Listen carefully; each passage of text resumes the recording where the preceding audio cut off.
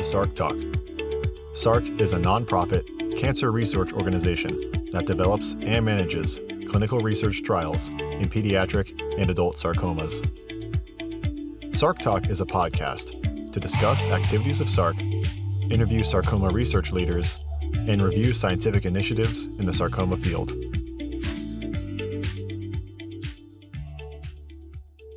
Welcome to SARCTalk, episode 28. My name is Scott Okuno, a medical oncologist at Mayo Clinic and chief medical officer at SARC.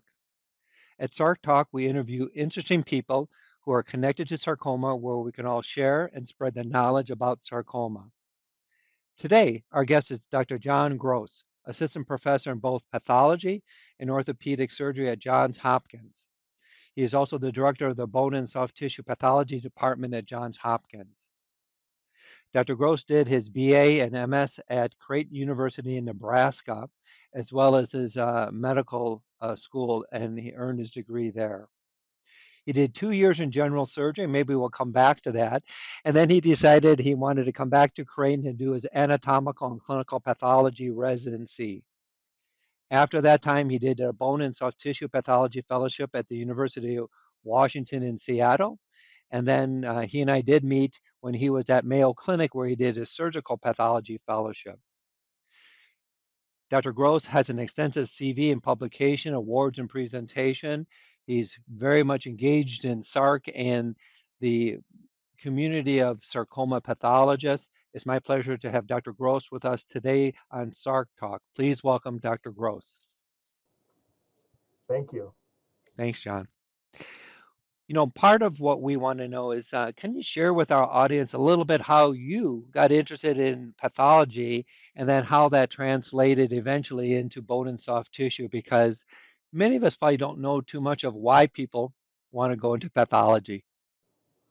So it's a fantastic question, and it's honestly one of my favorite things to talk about. And when I meet someone, some other doctor, I often will ask that same question because I think we all have our own personal stories.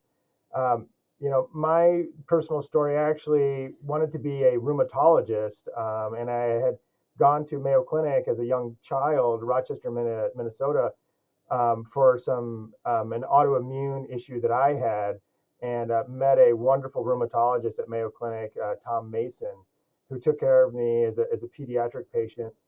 And so that's what drove me to want to go into medicine. In the process of trying to get into medical school, which is quite challenging in the United States, I needed to do a little extra work. I wasn't the greatest college student. I did a clinical anatomy master's degree to kind of help me get into med school. And in the process of doing a master's in anatomy, some of my skills and desires and interests changed a little bit.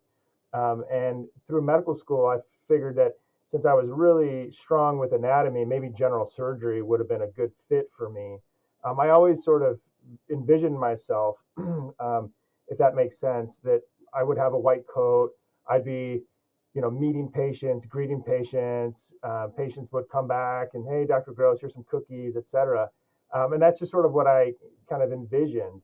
I started in general surgery after medical school down at the Cleveland Clinic in Florida, and had a wonderful time there. I spent a total of 2 years, and it was just a process in which it was always very fascinating. Every day was exciting, but I never really saw myself long term as a general surgeon, and I just always kept on trying to tell myself, well, next rotation will be better and you'll like it more. And at the same time, I had, during medical school, really, really liked pathology. I actually had a girlfriend at the time who was in pathology, and I kind of learned a lot about the lifestyle and what pathologists get to do from her, and eventually just realized that I was kind of in the wrong specialty. And, it wasn't an easy decision, wasn't something that happened overnight, but eventually was able to switch back to pathology, come back to Omaha, Nebraska, where I had done my college and medical school. And one of the best decisions of my life, other than marrying my wife. And then I would say that the next best decision I've made is to find bone and soft tissue, because pathology is a massive specialty. There's clinical pathology, there's anatomic pathology. They all have their own little, nuances and niches and specialties. But I chose an area inside of anatomic pathology that deals with the diagnosis of connective tissue diseases, connective tissue tumors, also non-neoplastic stuff. But I felt like the fact that your muscle and your fat and your tendons and just lumps and bumps that can all of a sudden, where there was nothing, now you have a large mass. I think that is just fascinating. We think of cancer, breast, lung, prostate, but it just, when you get these lumps and bumps all over the body, and then they all have their own peculiar histologic changes to them, molecular changes to them. You're often requiring radiology to sort of put it all together. So I just felt like it was a really phenomenal way to be a pathologist and to have many different interactions with other types of doctors and multidisciplinary settings. And I'm so excited and so happy to be a pathologist. And then in 2025, it's a terrific time to be a pathologist, especially bone and soft tissue. We have so many cool new tools that weren't available years ago, and I just couldn't be happier, to be honest. Well, your happiness wears off, so we're appreciative of your excitement. And you said some words there that are somewhat difficult. I mean, different than some of us who've gone in the typical path where you do internal medicine, you do multiple specialties, you kind of figure out what you want to do, and then you do one fellowship. Pathology is a little different because you have to do both clinical pathology and anatomical pathology. Usually they're at the same institution, but it doesn't have to be. And then it's not uncommon now for many pathologists after residency to do multiple fellowships. And maybe you can describe the pathway that's typical because some of us don't know that. Got another great question. So, yes, just like you said, most pathology residencies are 4 years, and it's a combined anatomic and clinical pathology residency. The American Board of Pathology comes up with a curriculum. You have to do so many rotations or months in this specialty or this type of pathology, so many rotations or months in this type of specialty in order to be eligible for your boards. There's an anatomic board, and then there's a clinical board. Many residents will take them together, like back-to-back days, etc.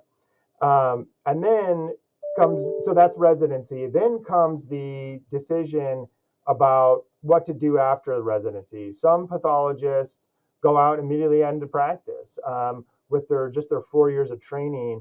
I think that was more common in the past than it is now. Obviously, it kind of fluctuates with the job market. But for most people, or most trainees, I would say, choose to do at least 1 year in a fellowship.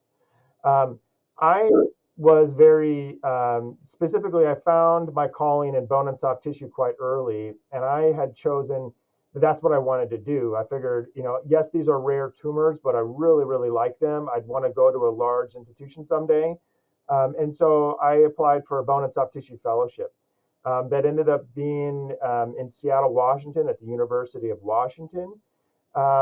That you do that kind of in your 3rd year of residency, but you still have another year that you are finishing up your rotations and getting ready for your boards. During that period of time, I was also thinking, boy, I would really be it would really be ideal if I had just a little bit more experience before I walked out into the real world. And certainly you're making these guesses and predictions about your future years before that actually will happen. So, in 2016, I'm thinking about what I'm going to be doing as a doctor starting in 2019 or 2020. But I felt that getting additional exposure to surgical pathology of all types, breast, lung, prostate, GI, would be very valuable. And of course, Rochester, Minnesota at the Mayo Clinic is, in my mind, perhaps the best hospital, best pathology department in the world. And I felt like that was a wonderful place to go And I got very lucky because I was able to I kind of did it backwards. Most people would do a general training and then follow that with a more specific area. But because I wasn't sure about, if I wanted to give another year of my life, I had done it a little bit the opposite way. But it actually worked out great for me because then I was a little bit dangerous, but not quite ready to be out there set free. I got to learn about all of the wild and crazy tumors. I'm at the Mayo Clinic, received great mentorship from Andrew Folk, Carrie Inwards, Jorge Torres Mora, Andre Oliveira, all of the doctors at the Mayo Clinic that were just phenomenal. And so I got to really learn some of the fundamentals of medicine at the Mayo Clinic, correlating the gross specimen and the radiology and how that all interplays with the diagnosis. Because as pathologists, we don't make diagnoses in a vacuum. We need additional information because, in isolation, all of these aspects, all these data is, not 100% specific. So you kind of need to put it all together. And that's one of the things that Mayo Clinic, I think, is so great at. Well, it's a long path, and I think that's even if you finish the path, you don't know it all, and it takes time and experience. And I'm continuing to learn all the time, and I know you are too. And it's an exciting field. I think what is something unique is that most of the academic centers that belong to SARC have bone and soft tissue pathologists who've done additional training, have decided to build their career out of it. However, you brought up a couple times today is that you don't read a bone case cold. You always have this collaboration, a weekly meeting or whatever to review with the radiologist because it all has to fit. And maybe you can share how that's worked in the past and how you're doing it at Hopkins as well. Yeah, I don't know if you can see if my camera's on, but this is just a stack of these are all CDs. We get cases sent in, it's just a stack of them just for the last couple months. We get cases that get sent in from Tennessee, from Texas, from Florida, wherever, Oklahoma, Nebraska. And I don't know much about the case with the paperwork other than bone tumor or mass or some of these are biopsies or whatever. But I can look at the slides cold and say, well, I think it could be this. But in order to make that diagnosis with certainty and with confidence, it's always important to have other pieces of supporting data, right? Orthogonal information, all of which point to one specific diagnosis. And when that stuff doesn't line up, doesn't add up, and there's something missing, something wrong, like that's when to really pump the brakes, really be cautious and careful. And I think we'll kind of come back to this with this discussion probably later. But I believe that having radiographic correlation with what we're seeing on a biopsy in particular, because obviously with a biopsy you don't have the gross information. When a tumor gets excised, you can cut it, you can look at it, that's information. But with a little core needle biopsy, you don't have that. And so now you're really kind of thinking, what is the clinical, what is the radiology, what is under the microscope, and then what other pieces of data, whether that's immunohistochemistry or molecular genetics, how else can I support this impression by having additional data? Because these are rare tumors, they have to be made accurately. Obviously, no one can be accurate 100% of the time always, but that's kind of the standard that we as pathologists are held to. And when you're dealing with rare tumors, it's that much more challenging, if that makes sense. So a lot of that goes into experience, a lot of that goes into being well trained, seeing all of the possible permutations that a tumor could or a specific mass could look like, and be able to recognize it in many different ways. So all of that comes into play. But again, I think it's a symphony of different pieces of data that have to be correlated together in order to issue a very, very specific and accurate diagnosis. Correct. And let's go through that because I think this is going to be very helpful for us. As a medical oncologist or a physician treating sarcoma, we do know that tissue is the issue. You got to get tissue. You can't rely just on the clinical. You can't just rely on imaging.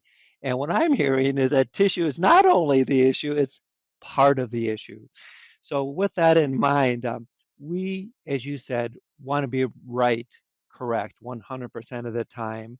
But now the bone and soft tissue group, because of additional knowledge, additional testing, and different molecular testing, or RNA, or fusions, or let's say different transcripts that we might see, it's harder and harder to come up with just a blanket statement because our treatments are so heavily weighted for the right diagnosis. Either you tell us things or we tell you things that you need to know because we want to treat the right thing with the right patient. So, how can a general oncologist as well as a general pathologist keep up with this? Because as you and I do with it, this is hard and challenging. No, it's a great question again, and and it's not an easy answer, I would say. And I would also say that being in the United States, we have a lot of advantages. But your question is not only relevant to those that practice in the United States, but people all over the world have these same diseases. And so now you're also thinking about how to make this diagnosis accurately, right? You have to be right, but without the advantages of the technology that is available to most people in the United States. I'm lucky to be at Johns Hopkins. We have a lot of technology here. Sometimes I still have to send things to other institutions for other, ancillary studies, weird IHC stains or rare IHC stains or weird molecular tests or rare molecular tests. All of that information is valuable for making a specific diagnosis. And there's, could be horrible consequences for misdiagnoses. And so all of that kind of just needs to be um, put together in a sort of a story. I kind of think about it as like I'm a lawyer and I'm presenting my evidence to a judge. And I'm saying, here's the DNA, here's the confession, here's the fingerprints, but then someone else could say, well, but what have you thought about this or have you thought about this? And then, it's like you're prosecuting that tumor. That's an osteosarcoma. Here's my information. Here's my data. That's kind of the way I look at it as trying to build a case against a specific diagnosis or a specific tumor, but using multiple pieces of data to all support the same thing. Absolutely. And John, you're right, because we'll ask you the next step, but for all of us, it's not just a transcript because as you know, these transcripts can occur in other tumors that are not even related to this, or they could be. So you just can't rely on looking at it. You just can't rely on the molecular changes. You just can't rely. So you're building your case, and based on everything, this supports this diagnosis. We always get in the brunt of it, which is okay. You did the biopsy 2 weeks ago. How come we don't have a result? Okay, so maybe you can walk through the steps. I know that's important because there are listeners here that want the steps. You just look at it. No, there's more. So maybe you can typically go through a typical steps that you would do. Not maybe the gory details if you want, but go ahead. Yeah, no, that's so true. In fact, I just got like 3 or 4 emails, like literally today, about this. But here's the basic situation. So let's pretend that this is an institutional case. So not a consult, not someone from Texas, but this that's sending me the case for my expert opinion. Let's say that this is a Johns Hopkins patient. So Johns Hopkins patient will go to maybe their surgeon or the PCP. Someone will order an oncologist. Someone will order generally a IR biopsy. It's often done by a CT scan, and they'll do a core needle biopsy, just as an example. And that'll be generally collected. It'll be put in formalin, 5, 6. Someone actually, literally right before this conference began, a radiologist said, "How many cores do you want?" And it's always awkward because back to the tissue is the issue. Like sometimes if it's very easy and it's like an easy diagnosis, you don't really need that much tissue. One core, could be sufficient. Sometimes even less. But other times, if a tumor is necrotic or there's other issues that happen on a technical side, which I'll mention briefly, you may need more tissue. And then, of course, that gets into the molecular, all the other stuff. You're starting to use that tissue. But so then the tissue will then be measured and analyzed in our gross lab. It's 1 centimeter or whatever. Then they will, again, put it in formalin. Formalin is a process that will dehydrate the tissue, and it'll cross-link the DNA and the RNA nucleic acids so that it's preserved. It's never going to rot or decay or whatever. Then that goes into a process in our histology lab where you have men and women, histology technicians that then process the tissue. They will put it in a wax mold, so it's called paraffin. They'll paraffin embed the tissue. So now you have a little block that's like wax, and you have the sample inside of it. And then you'll have someone literally with a like a knife, a rotating knife, cutting very, very thin slices into like the cells into that sample. And then you have a bath, basically it's like cutting butter really thinly, and it'll be floating in a bath. And then they will put a piece of glass that'll capture the slide. They will then stain it. So they use chemicals to make the cells visible to us. So one of them is called hematoxylin. Another one is called eosin. That allows us to look at the nuclei and the cytoplasm and the cellular processes. And then it's finally put in a little cover slip, and then it dries, and then the pathologist can interpret it. But all of that takes time. There's a formalin fixation period. There's a backup in the histology lab. There's hundreds of different patients. All of it's going simultaneously. The slides will come out. The pathologist might look at it and say, God knows, I have no idea what this is. And then they'll have to start thinking about how to, what to do next, who to share it with, what immunohistochemical stains to order. Do I need to do molecular? And then all of these have different, sort of cogs in the wheel and branch points that take time. And so, there can be various holdups. And sometimes, there are times where a pathologist really doesn't have an answer, and they will send it to another institution or to another doctor for a second opinion. And certainly in sarcomas are rare. So if you get a diagnosis and let's say a place that doesn't see that many sarcomas, it doesn't necessarily have to be a community practice, but just a place that doesn't see that many tumors like this, you always want to have a diagnosis not be that pathologist, let's say, first time they've ever made that diagnosis. You want to have had experience with that, and sarcomas are rare, and so it's valuable to get other opinions, and that's just very standard these days. To that point, I know most centers, well, first of all, thanks for walking through that, because you could make it on the next day if you just look at it. You might take a next day if you want immunohistochemicals. If you want to do molecular, you have to extract the DNA. That takes 2 weeks. If you want to do a special fish, this takes time. And usually we say it's more important to get the right answer than get the wrong answer and do treatment without it. To that point, we have a lot of digital pathology now. Okay, so all of our centers have digital pathology acquisition. How does that fit into the old slide mechanism that you were talking about? Do we still rely on slides and scooping up the little sample and putting it, fixating it, and putting a slide cover on it? So for now, yes, but I do know of some stuff that is totally above my pay grade, but that can basically the sample is taken, it's still put in formalin, but then there's apparently some, and it's above my pay grade, but I guess using AI and advanced algorithms of like three-dimensional modeling, like predicting what the tissue will look like. I don't know. It's totally like alien to me. Certainly not anything that is like around the corner.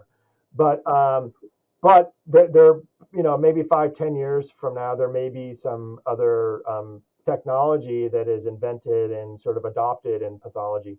But at least for now, it's still done that way. But then the next step, in the Mayo Clinic is one of the pioneers in this, or leaders, I should say, in this, is they will then scan the slides. So instead of the slides being immediately put in my mailbox, these slides are ready, or get delivered to one of the residents who will preview them and bring it to the attending.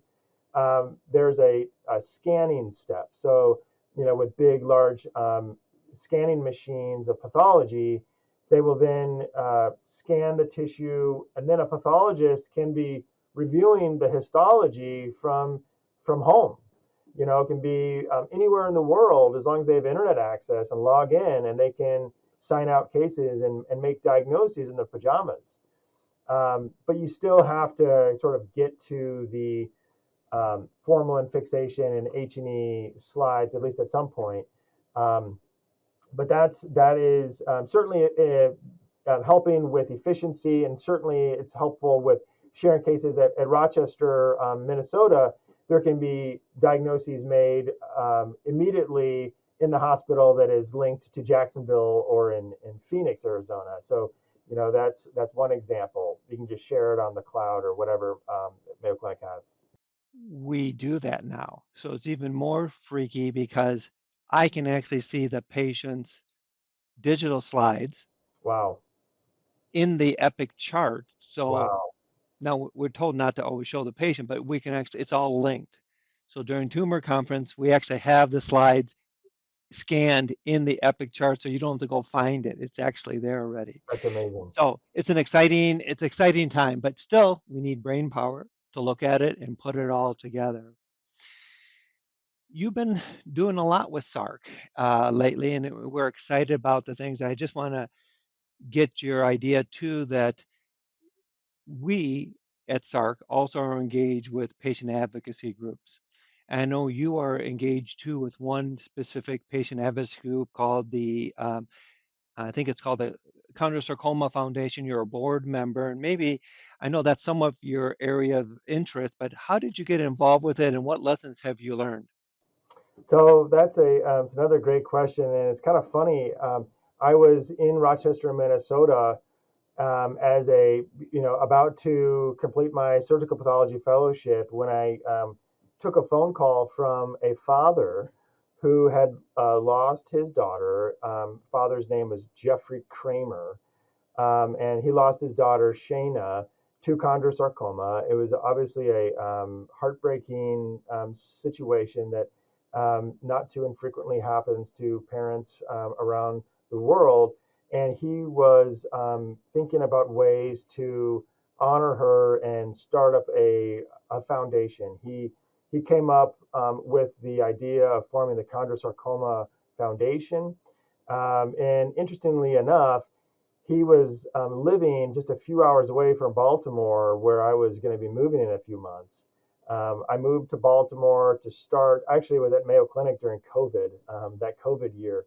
And I remember seeing Dr. Okuno in the tumor boards all the time. I loved being there. It was that COVID year. I'll always remember that. But I moved to Baltimore and met with Jeffrey Kramer, and we kind of brainstormed quite a bit, tried to include other people, think about how to improve care and advocacy for the Chondrosarcoma Foundation. We started with like a position paper, a couple Zoom links. We would send it out to other people, and I think over the last few years, it's really caught on. I mean, I shouldn't say caught on, but it's gained traction, and it's more and more people are being involved with it. And in fact, this upcoming fall, in November at Boca Raton, Florida, we're going to have a little formal meeting right there at the first day of, or the day before CTOS. So, I think it's important because patients get these diagnoses. They don't exactly understand what it means. We're there to help explain the diagnosis, both from, there's a few of us pathologists, but there's a lot of surgeons, there's oncologists, and other medical specialties on this, or in this board, or in this foundation. There's a Facebook group, but getting a diagnosis of a chondrosarcoma can be devastating. But chondrosarcoma, like a lot of sarcomas, have different behaviors, and some of them are low grade, some of them are intermediate grade, some of them are very aggressive. And it's good to have people that can explain that and try and figure out what is the right next step for your patient. Well, first of all, thank you for being on the board and helping support from a pathology standpoint, chondrosarcoma. I did meet Jeffrey Kramer, and as you know, he's quite a dynamic individual.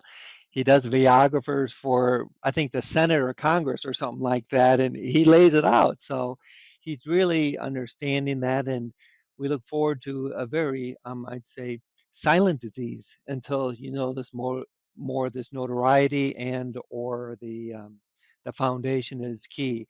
Jeffrey's part of our RAC or the Research Advocacy Council for SARC. So we look forward to more things to come from your involvement and also more from the Chondrosarcoma Foundation as well. There's new trials going on with that as well, so we're excited. Likewise, thank you so much. You also are involved with SARC in, part of SARC's mission is to try to spread the word of sarcoma to people that might be involved, have sarcoma or connected to sarcoma, and just bring awareness. Such a rare disease, and you've said it several times here as well. And part of what we've done more intentionally is SARC Talk like this to get the word out and share. We also then have a sarcoma tumor board as well that's led by Dr. Gina D'Amato, and you're the lead pathologist for this. And maybe you can share, and I know you had your meeting today as well as SARC, our tumor board, kind of tell the group how you got involved with it and how does this work and how this tumor board can help share limited exposures or experience from other people and we can all learn from it. So, John? Yeah, well, thank you for that question. I really enjoy being connected with and working with SARC. It's a phenomenal foundation, a phenomenal group. I believe it's been several years now, but I believe I got connected through SARC through one of my Johns Hopkins oncologists. His name is Christian Meyer, and I believe he connected me several years ago, and it sounded like a phenomenal opportunity. And I've learned so much from these tumor boards. We did have one just an hour ago, and it was great. People shared cases internationally. There was people from Europe and people from the United States. Generally rare or just challenging cases and looking for other opinions. Most of the people on the board are oncologists, on the tumor board are oncologists, but it's phenomenal. And as a pathologist, I learn a lot from tumor boards from my oncology colleagues, because we don't have the training per se of what medications or what situations to use. It's not really technically relevant in big picture wise for the pathologist, but it's also very interesting, and I learn a lot from these discussions. So it's really been insightful and very valuable to me. And it's a great opportunity to have collaborations and make new friends and learn about how other people treat their patients. And some of the people are just like us. They have the same problems and same difficult situations. So it's really a wonderful group and a wonderful tumor board. I look forward to it every month. Yeah. Well, you brought up the point that it's not just Johns Hopkins cases, they're all of us learning from each other. And these cases are not only national, but international. But you do need a core group like yourself who actually spends the time, looks at it, and has a perspective when they do come. You're right. Dr. Christian Myers, he did send a note to us that, hey, John will be a good person for this. And we're just blessed that you said yes. So that's number one. But I know that Catherine is part of the group as well. And now you have two sarcoma oncologists at Johns Hopkins. So we hopefully that this will continue to evolve there. But we do tumor boards in Rochester too, but we still learn from other people's and other valuable input. Yeah, totally.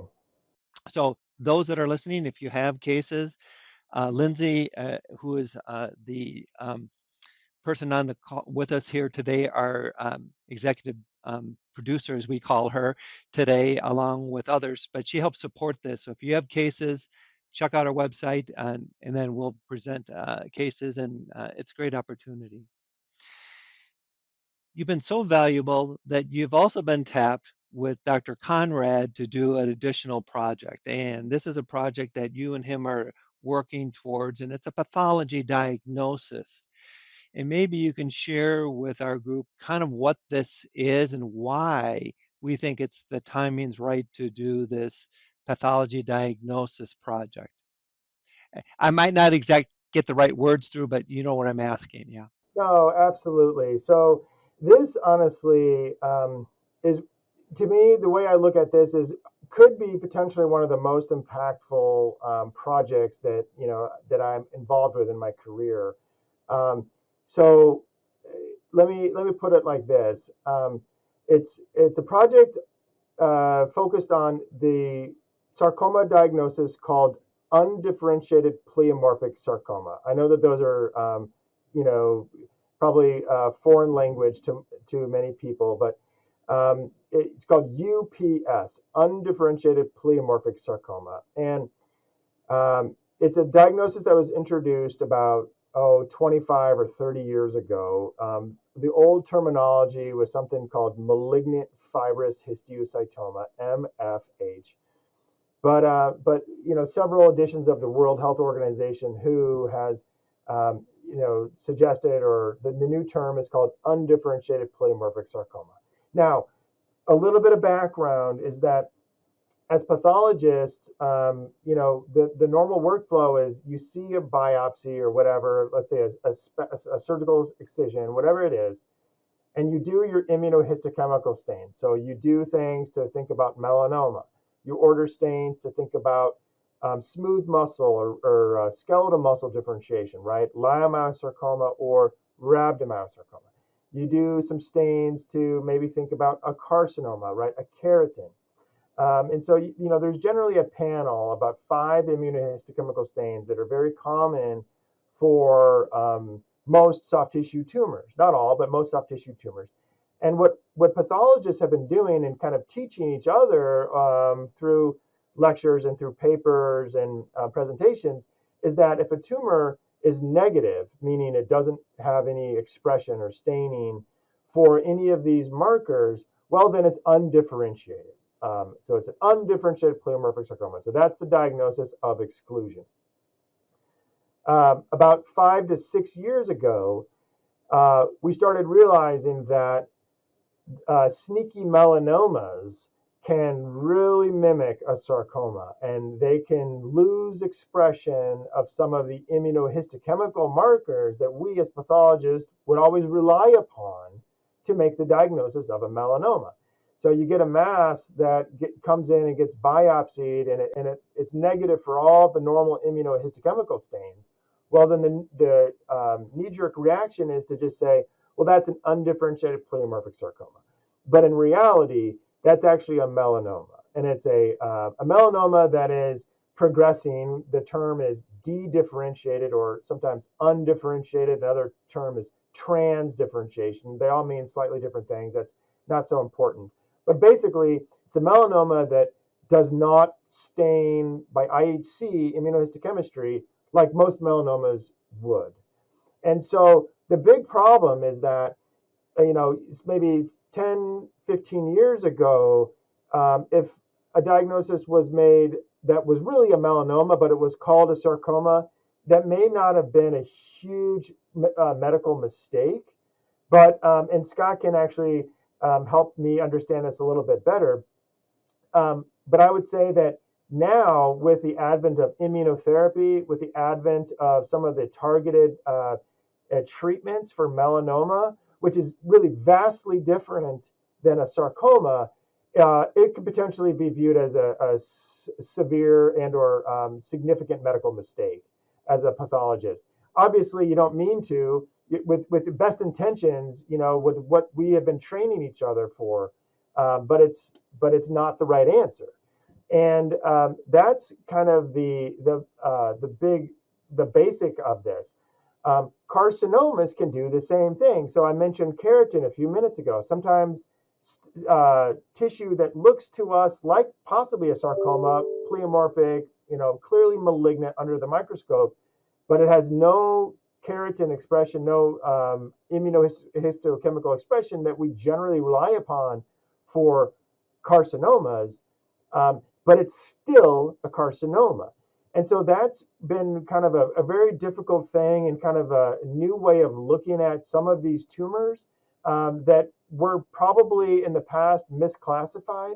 It's obviously difficult to find them cases, but again, if you think about it, carcinomas and melanomas are much more common in general than sarcomas.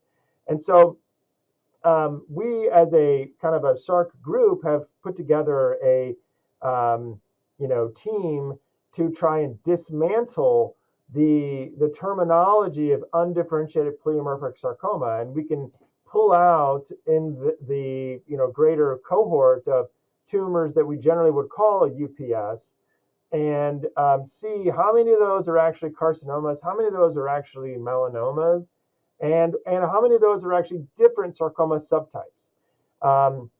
And they all have their own little nuances with the morphology and immunohistochemistry, et cetera, genetics. But sometimes the genetics is non-specific. And so, it all is, an important, aspect to a specific diagnosis, but that, making sure and educating other pathologists about the dangers of only using, let's say, immunohistochemistry, because some of these carcinomas and melanomas are carcinomas and melanomas, but they have been misclassified because of these reasons. And so we will be doing some molecular analysis. We'll be doing a extensive histologic review, and hopefully a manuscript or two out of this project. This is a big deal because, as you said, UPS is about 20 to 30% of the population of soft tissues that we get lumped, depending on how you want to do it. Some respond like melanomas to immunotherapy. Some respond well to immunotherapy like carcinomas. How many of them are actually melanomas or carcinomas and not UPS?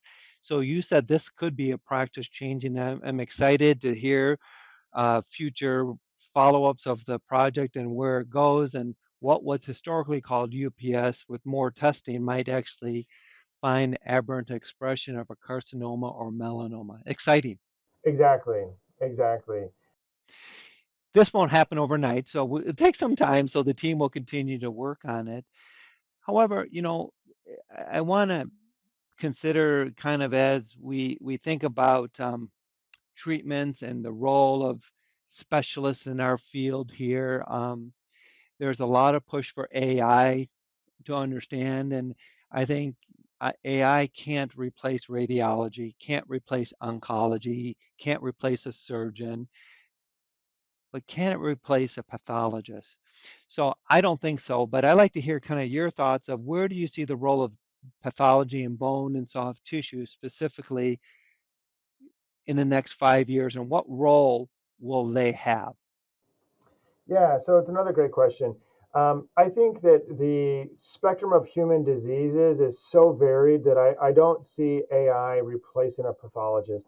But I do see, and again, obviously, it would be headlines in any, news article, machine misdiagnosed patient and patient dies, and et cetera, et cetera. But I do think that AI could help pathologists and help with narrowing a differential diagnosis and help with efficiency.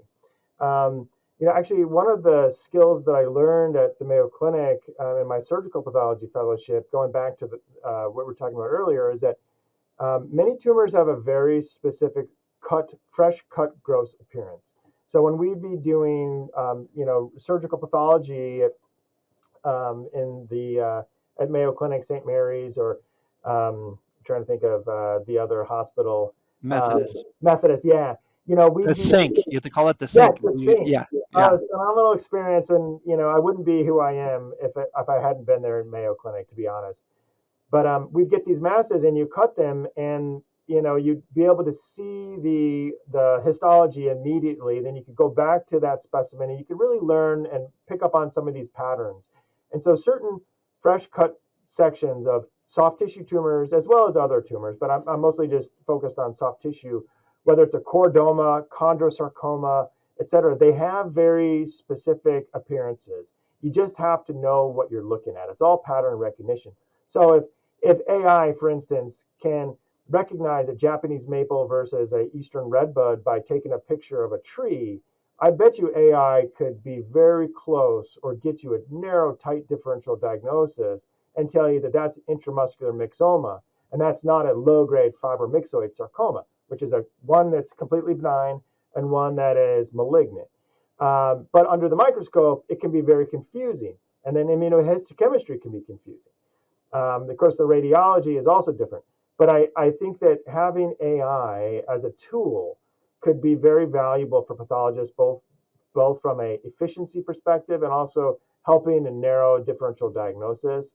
And so I think that it's exciting, and I think that there's a lot of opportunities for research and collaboration and future projects with AI. We always say a good sarcoma physician or team has to have radiology, surgeon, radiation oncology, pathology, as well as medical oncology. You just can't be out there by yourself. So what I'm hearing from you, John, is we're still going to need bone and soft tissue to help put it all together.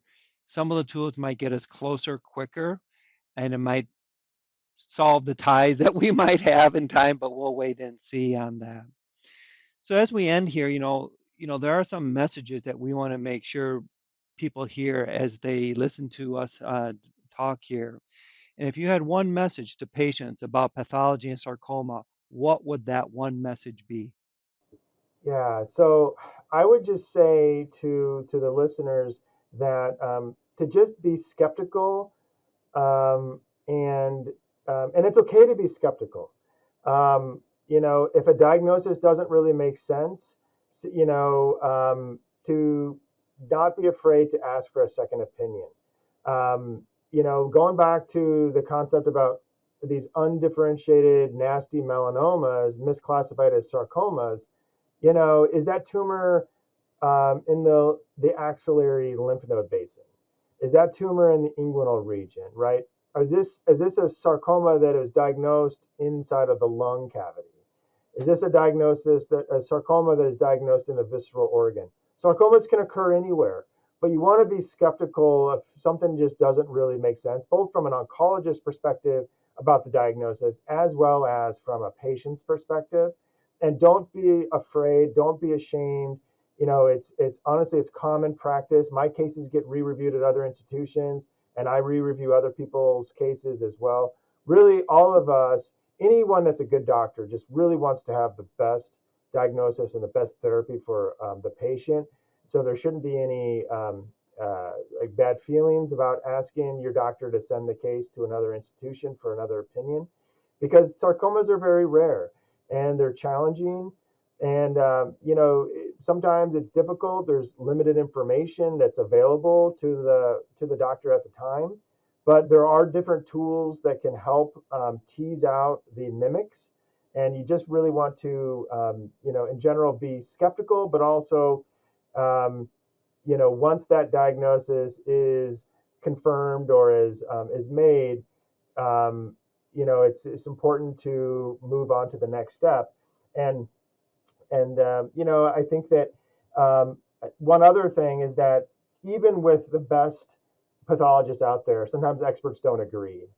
And that sarcoma pathology, there's nuances in terminology, there's interpretations of the literature, there's molecular aberrations, there's histologic aberrations. So, it's not like you can just put a biopsy or put a tumor into a machine, it spits it out as it equals this. Similarly with the molecular could sometimes be confusing. Molecular assays can miss fusions, can miss genetic alterations. It may not be at high enough level for that doctor or that institution to have said, "Oh, that's positive, it's below threshold."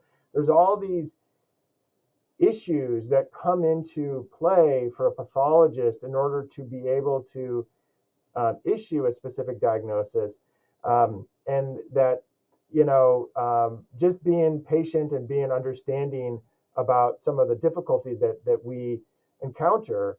But like I said, there's no shame.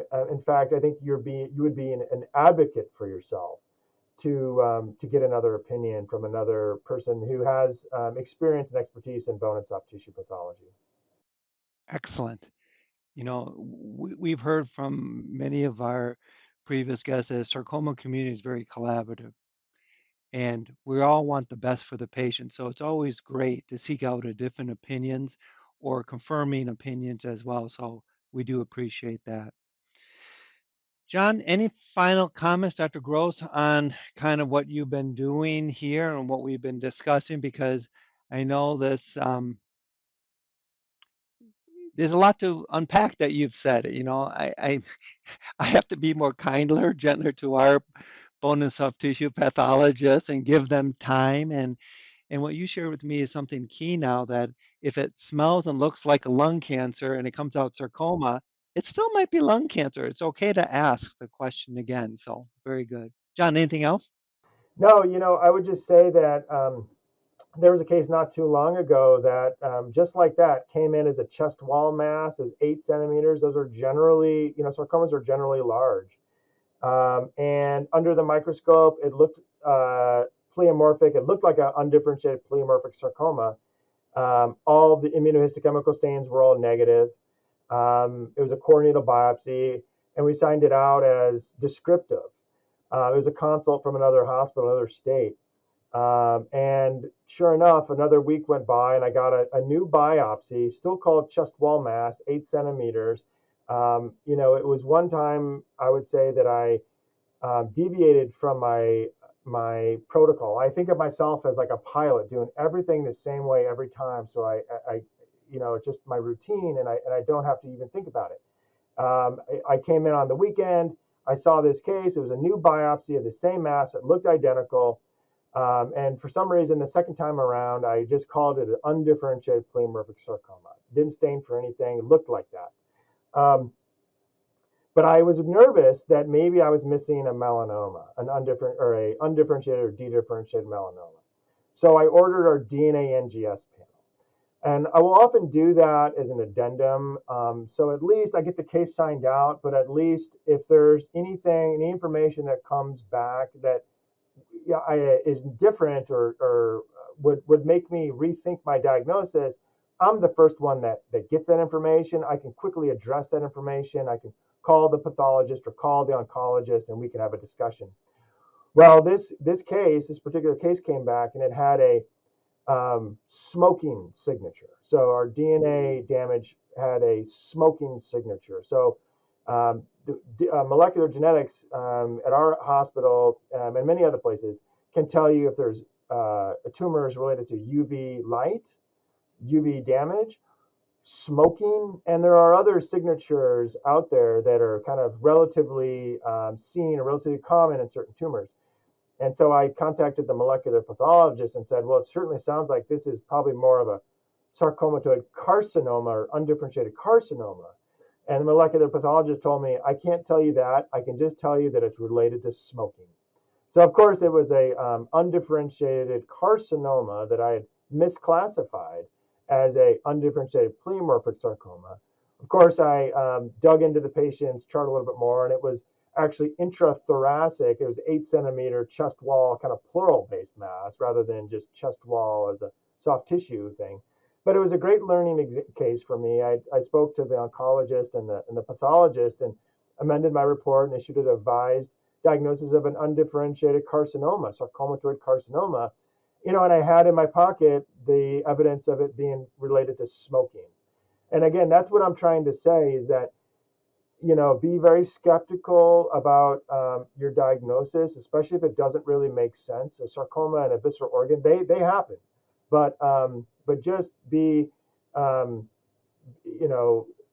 advocate for yourself. Don't be afraid to ask for another opinion, and just have frank discussions with your clinical sarcoma team.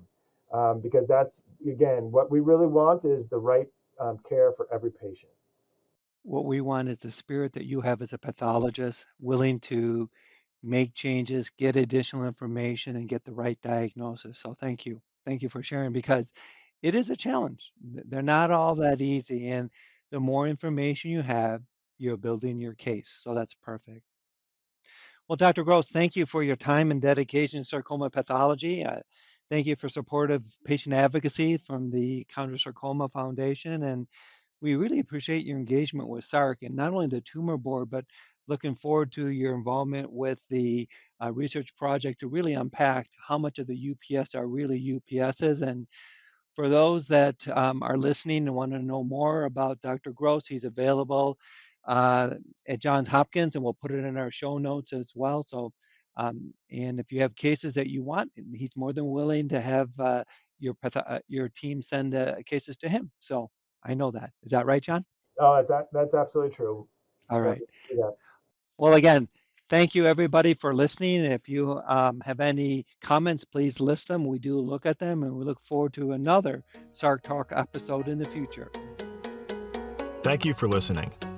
Be sure to subscribe so you never miss an episode of SARCTalk. To find out more about SARC, please visit our website at sarctrials.org. To suggest a topic or for questions, please email us at sarctalk@sarctrials.org. Together, we can find a cure for all forms of sarcoma.